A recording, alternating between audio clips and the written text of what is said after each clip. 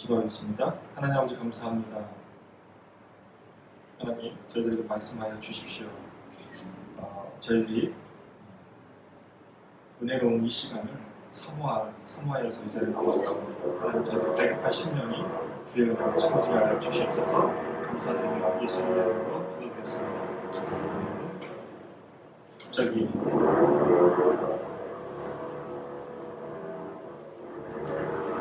오늘 시편은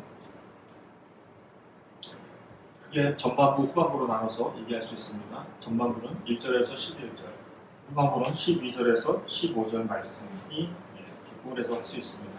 전반부 같은 경우는 하나님의 구원을 호소하는 그런 기도문이라 할 수 있고, 또 12절부터 15절까지의 본문을 보면 나라의 안위와 또 나라의 부강에 대한 강도라고 볼 수 있습니다.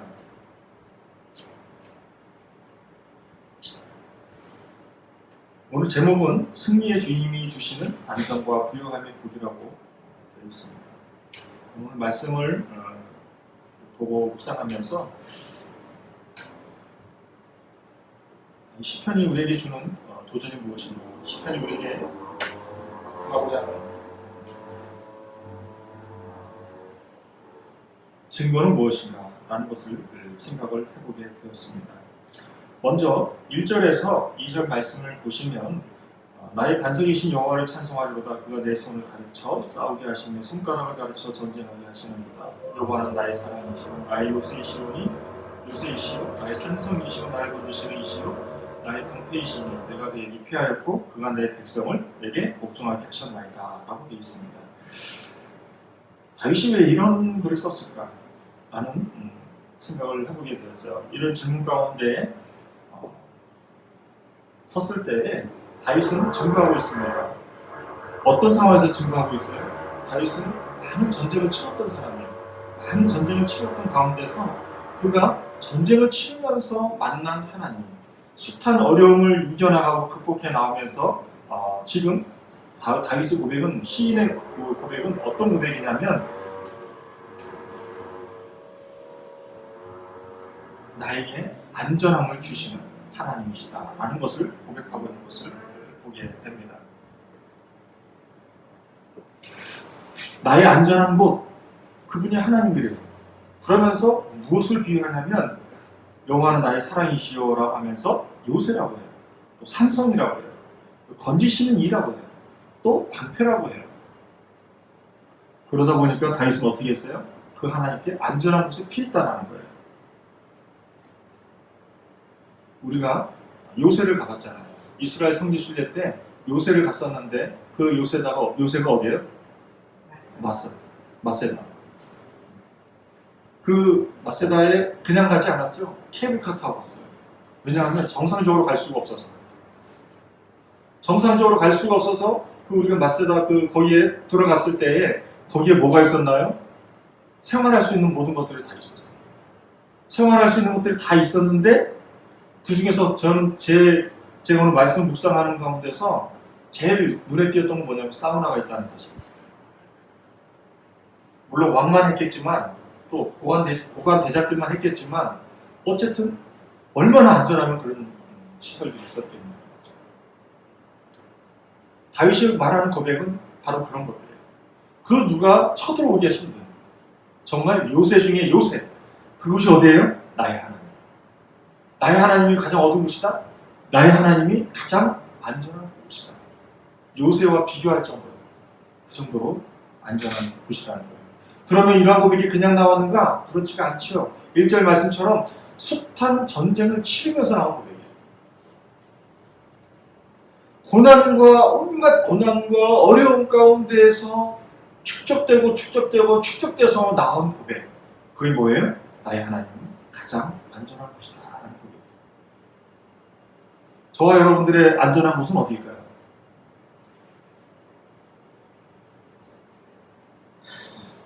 저와 여러분들에게 있어서 가장 안전하게 느껴지는 곳은 어디인가요? 오늘 말씀처럼, 오늘 시인의 고백처럼 저와 여러분들이 우리가 숱한 고난과 어려움을 겪고 있잖아요. 그런 어려움을 겪고 또 겪고 겪고 또 겪으면서 헤쳐나오면서 우리에게 축적되어 있는 우리의 믿음의 고백이 무엇이라 되냐면 하나님은 나의 피난처시구나. 하나님은 나에게 있어서 가장 안전한 곳이다. 라는 고백이 되어야 한다는 것이죠. 저와 여러분들이 그러한 믿음의 고백을 할 수 있기를 주님의 이름으로 축원합니다. 그리고 나서 시인은 이렇게 고백을 하죠. 숱한 전쟁을 치르고 나서 그 모든 것을 이제 와서 되돌이켜 보니까 뭐다? 그게 하나님의 은혜입니다. 선하신 하나님이시다 라는 고백을 뭘로 해요? 3절 4절로 하는 거죠. 여호와의 사람이 무엇이기에 주께서 그를 알아주시며 인생이 무엇이기에 그를 생각하시나이까. 사람은 헛것 같고 그의 날은 지나가는 그림자 같은 이다. 아무것도 보잘것 없는 이런 나에게 웬 은혜입니까? 라는 고백입니다.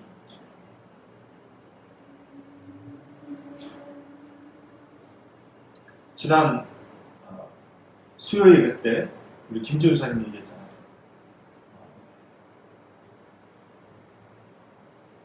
정말 그 동생과 그 농토에서 농사를 7년간 지으면서 정말 그때는 농사는 힘들었잖아요. 하나님 이거 내가 언제까지 해야 돼요? 하나님 나 빨리 그만두게 해주세요. 나 할 것도 많은데 돈도 벌어야 되는데 정말 이거 그만두게 해주세요. 라고 기도 제목 내놓고까지 저도 기록을 해요. 그런데 그런 기도 제목들 가운데서 함께 기도를 했지만 과연 그 일을 언제까지 할지 굉장히 궁금했거든요. 왜냐하면 우리 전사님 그때 또 사주까지 하신다고 그래가지고 그래서 되게 저도 중고하면서 되게 같이 고민이 되었던 그런 시기이기도 했습니다. 그런데 지난 수요일에 고백이 어떤 고백이었어요? 내가 지난 7년간을 되돌이켜보니까 하나님께서 함께 하신 것들이 참 은혜였구나. 하나님께서 정말 이렇게 해주시는 역사였구나 라는 것을 고백하지 않았습니까? 가족들의 마음이 다 풀어지고 녹아지고 해결되어지는 그 7년 동안에 해결되어졌다는 것, 그러면서 관계가 회복이 되었다는 것을 우리 조선생을 통해 조선생의 입술 가운데서 고백하는 것을 들으면서 그것이 은혜이지 않고 뭐가 없겠어요? 그죠? 그것이 다윗처럼 그러한 비유를 하고 있는 거죠. 다윗은 숱한 어려움을 겪었어요. 숱한 전쟁을 치루었어요. 숱한 목숨이 왔다 갔다 하는 것도 한두 번이 아니었어요. 그런 어려움 가운데서 현재 이 시를 쓰고 있는 이 뒤안길을 되돌이켜보니까 뭐가요? 선하신 하나님.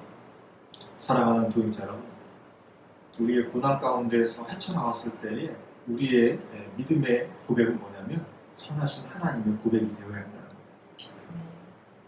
우리가 아무리 힘들고 어렵다 하더라도 그것이 지나고 나면 선하신 하나님이 우리를 얼마나 지켜주시고 보호해 주셨는가를 우리는 똑똑히 체험할 수가 있는 것입니다. 그리고 나서는 이제 두 번째 열로 넘어가게 되죠. 5절부터 11절까지 나오게 됩니다. 그런데 특징이 있어요. 5절부터 시인은 하나님께 절실하게 간구합니다. 하나님 구원해 주세요. 하나님 도와주세요. 간절히 간구하고 기도해요. 보세요. 여호와여 주의 하늘을 들이우고 강림하시며 산들에 접촉하서 연기를 내게 하소서. 하나님의 임재를 통해서 하나님의 권능을 드러내달라는 거예요. 그래서 하나님의 능력이 번개를 번쩍이사 원수들을 흩으시며 주의 화살을 쏘아 그들을 무찌르소서. 원수들, 대적들을 무찔러 달라는 거예요. 위에서부터 주의 손을 펴사 나를 큰 물과 이방인의 손에서 구원하여 건지소서. 구원해 달라는 거죠. 뭘로? 하나님의 권능으로. 그리고 무슨 얘기하죠? 그 대적들이 어떤 사람들인가? 그들의 입은 거짓을 말하며 그의 오른손은 거짓의 오른손이다 라고 얘기합니다. 오른손이 뭐예요? 오른손은 맹세하는 손이에요. 고대 근동의 사회에서는 오른손은 맹세하는 손이에요. 이 맹세했음에도 불구하고 진실과 옳음을 나타냈어야 되는데도 불구하고 원수들은 오른손으로 거짓 맹세를 한 거예요.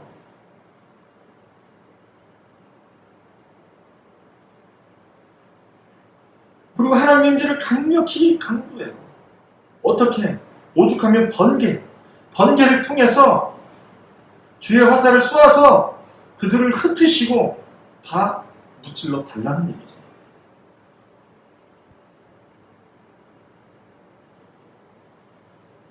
막 이렇게 기도하다가 갑자기 9절 10절을 보면 황당해요. 하나님이여 내가 주께 새 노래를 노래하며 열줄 비파로 주를 찬양하리이다. 주는 왕들에게 구원을 베푸시는 자시요 그의 종 다윗을 그 해 아래는 칼에서 구하시는 자입니다. 이게 무슨 말이에요?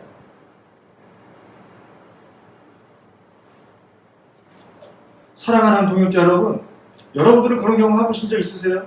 여러분들은 어려움들을 맞닥뜨렸을 때에, 우리가 힘든 일을 맞닥뜨렸을 때에, 우리가 고난 가운데 맞닥뜨렸을 때에 우리가 가장 최후의 가이드라인으로 딱 설정해 놓는 그 선이 어딘가요? 보통 가족이죠. 우리가 어려움에 맞닥뜨렸을 때에 우리가 진짜 우리 힘으로 우리의 능력을 해결할 수 없을 때에 하나님께 기도하고 간구하지만 우리도 모르게 우리 스스로 우리 마음 가운데 가이드라인을 설정해 놓은 게 있어요. 그게 누구예요? 가족. 왜 그렇게 생각을 해요? 친밀감. 가족은 나를 도와줄 수 있어. 나는 은연중에 깔리는 이 친밀감이 있어요. 베이스가. 그래서 고민하다가 정말 막다른 놈이 딱 맞닥뜨리면 어떻게 해요? 집으로 가죠. 가서 내가 사실 이만저만한 일이 있으니까 나를 좀 도와줘 라고 하면 어떻게 해요? 가족들은 또 듣고 막 욕해요. 도와주기 전에 일단 막 욕해. 네가 정신 먹었냐? 네가 제정신이냐? 너 바보 아니냐? 온갖 소리를 다 들어. 틀렸나 보다 하고 뒤돌아서가지고 오려고 하면은 또 전화 한 통화 오죠. 뭐 어떻게 되는데? 그래서 내가 어떻게 할 테니까 이렇게 하잖아요. 그게 왜 그래요? 가족 간의 친밀감 때문에 그런 거잖아요.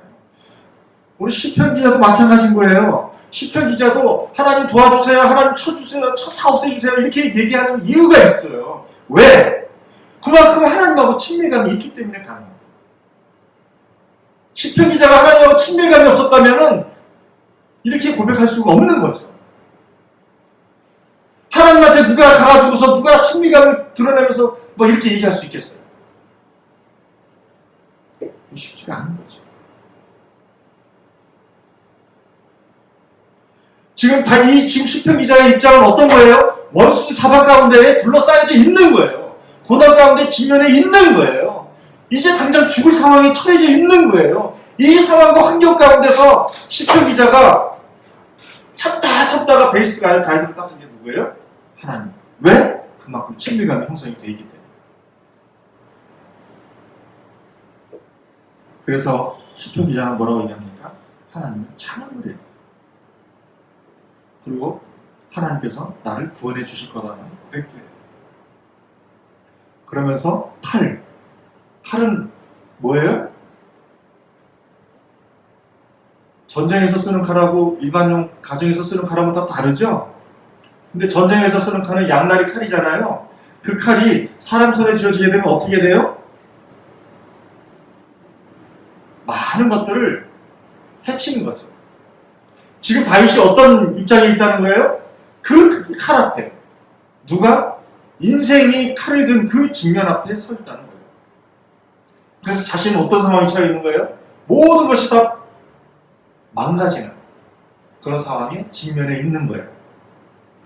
그럼에도 불구하고 다윗이 이렇게 찬양하고 고백하고 기도할 정도의 친밀감을 가지고 있다는 것을 상대적인 비유를 말해주고 있는 것이죠. 사랑하는 동역자 여러분, 우리의 가장 인생 막다른 골목에 딱 갔을 때의 베이스라인은, 가이드라인은 어디냐? 하나님이어야 돼요. 그 정도로 우리가 믿음의 견고한 성에 서 있지 못한다 하더라도 좋아요. 그러나 우리의 믿음의 베이스라인은 어디여야 돼요? 하나님이어야 돼요. 하나님께서 우리의 그 어떤 인생들이 우리의 인생을 회파하고 없애고 난도질하고 모든 것을 다 망가뜨리는 그 직면에 처한다 할지라도 우리는 무엇을 해야 돼요? 하나님과 친밀감을 유지해야 되는 것이죠.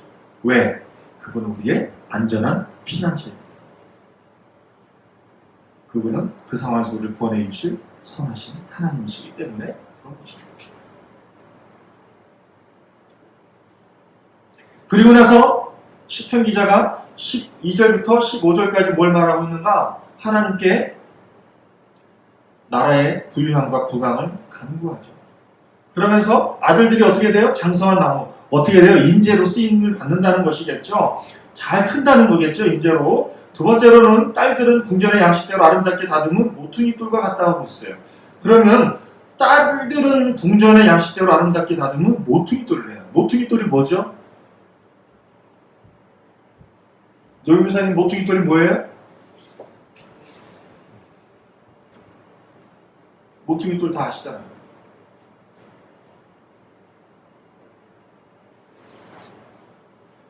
건축물에 보면은 모퉁이 돌로 인해서 연결이 안 되어 있는 게 하나도 없죠. 중요한 시설들에 있어서 모퉁이 돌과 다 연결이 되어 있죠. 이게 무슨 말이에요? 딸들이 아름답게 자라면서 궁중 생활 가운데서 중요한 요직들을 다 감당을 한다라는 얘기겠죠. 누가? 딸들이. 그러면서 곡간, 쉽게 말하면 생계가 해결된다는 거죠. 생계도 해결될 뿐만이 아니라 그러니까 보통은 고대 시대에는 부의 상징이 뭐냐면 동물이잖아요. 가축이잖아요. 소잖아요. 이 소가 엄청나게 무거운 그 숫소가 무겁게 실었다는 거예요. 뭔가 무게를 많이 실었다는 것이겠죠. 그러면서 이 성이 견고한 이 성에 지키는 이 망대가 무너지는 일이 없다. 그 정도는 뭐예요? 안전하다. 라는 얘기를 하는 것입니다.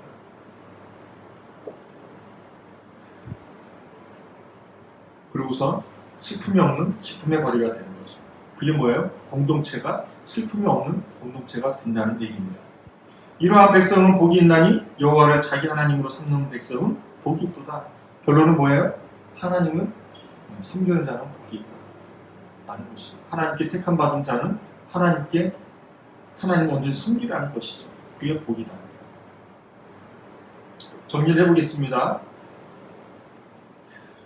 하나님께서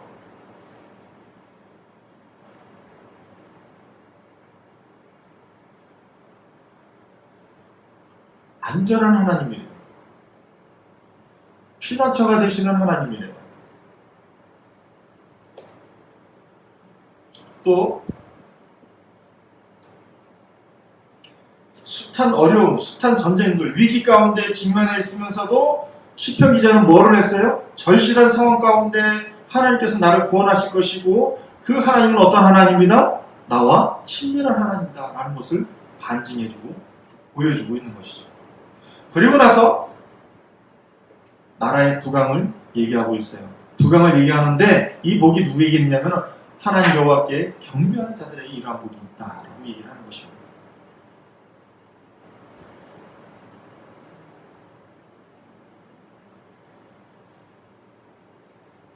여러분들은 이러한 복을 누리고 계시나요?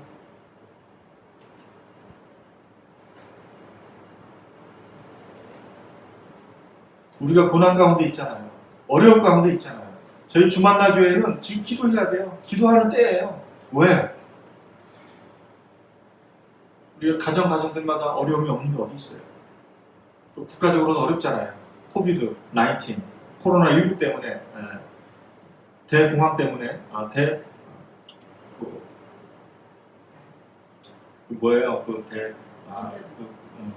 흥하는 그런 걸 대유행으로 인해서 그래서 어려움을 겪고 있잖아요.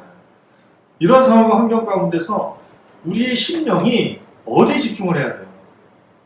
우리 시편 기자의 고백처럼 우리의 심령은 하나님께 향해야 돼요. 돈이 아니에요. 우리 진로가 아니에요. 관계가 아니에요. 하나님께서는 우리에게 관계를 통해서, 부분 문제를 통해서, 돈 문제를 통해서 우리에게 주시는 분명한 메시지는 하나예요. 하나님과의 친밀감을 맺어라.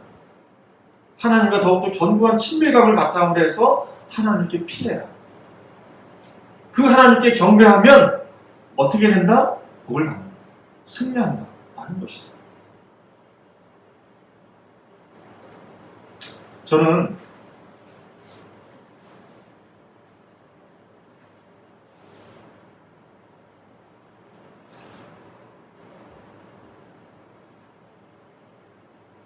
이 교회 이사 온 지 한 달 됐고 오늘 겨우 이제 카드값 해결했잖아요.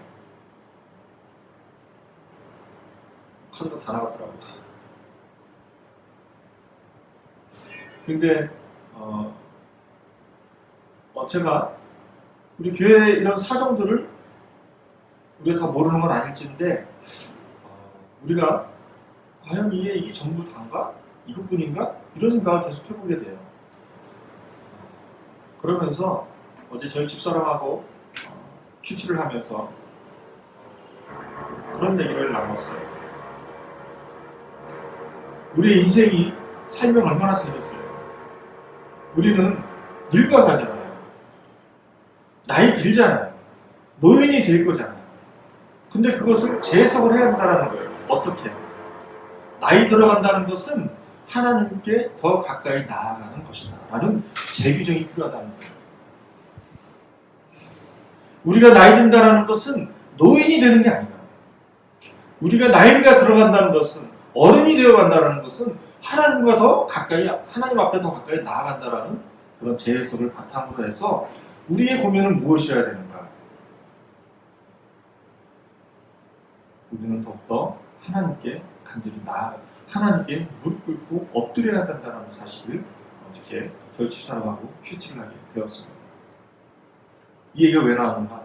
저희 어제 제 아내가 친구들하고 이렇게 쭉 통화를 했는데 다들 잘 살 거 아니겠어요. 전문직들이니까. 근데 다들 아픈 거예요. 오죽하면 뭐 그냥 계속 온 가족이 다 암에 걸린 집안도 있고요. 갑자기 뭐 중병 걸려가지고 갑자기 감기인 줄 알고 병원에 갔는데 중환자실에 열흘 동안 입원했다 나오고 뭐 이런 것들이 생긴 거예요. 그러면서 많은 사람들이 걱정하고 있어요. 뭘 걱정하고 있어요? 내 노후는 어떡하지? 사랑하는 동역자 여러분, 우리의 노후에 대한 우리의 피난처는 뭐예요? 오늘 말씀에 기초하면 하나님. 우리는 하나님께 더 가까이 나아갈 수밖에 없는 존재들이에요.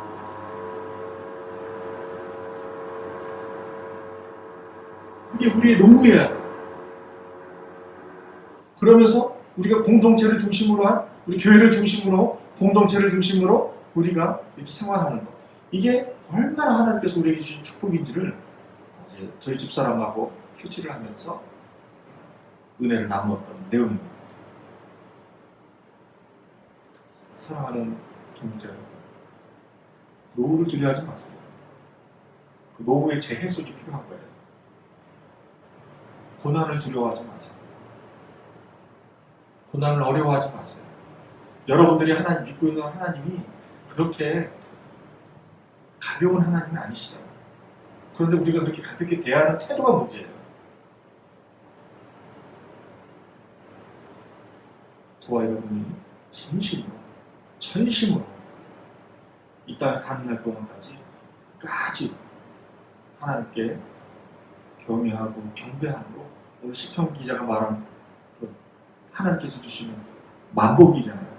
그 만복을 저와 여러분들이 다 받으실 수 있기를 주님의 이름으로 축원합니다. 기도하겠습니다. 하나님 아버지 감사합니다. 하나님 만복 주십시오. 만복 받을 수 있는 저희들의 믿음 있게 하여 주시고 그 믿음을 바탕으로 하나님과 친밀감을 유지할 수 있도록 인도하여 주시옵시고 상황과 환경이 아무리 힘들고 어렵고 고난 가운데 있고 경제적인 문제 또한 부부 관계의 문제 여러 가지 갈등의 문제가 있다 할지라도 그러한 상황과 환경 가운데서 우리를 구원해 주시는 이 하나님, 그 하나님의 피난처시요 안전한 곳이라는 것을 우리가 믿음으로 받아들일 수 있도록 역사하여 주시옵소서. 그래서 그 하나님께 경외하고 경배하는 저희들이 되어져서 하나님께서 주시는 마음복을 받고 누리는 이 땅의 삶이 될 수 있도록 축복하여 주시옵소서. 감사드리옵고 살아계신 예수 그리스도의 이름으로 기도드렸사옵나이다.